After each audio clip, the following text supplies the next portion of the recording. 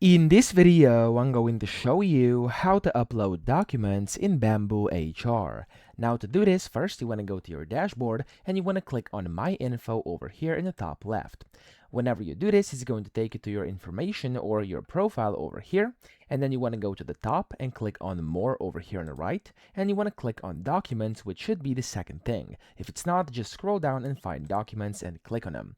Now from here, it's going to open up your documents, and then inside your documents over here, you can hit this upload button, and it's going to allow you to either drop your files over here, or you can just click on Choose Files. You can find the file you want to upload. So for example, let's say I want to upload this one over here. I could just click on the document, then click on Open, and then from here, as you can see, it's going to basically upload, and whenever that's done, you can just click on Save One File, and you are good to go, okay?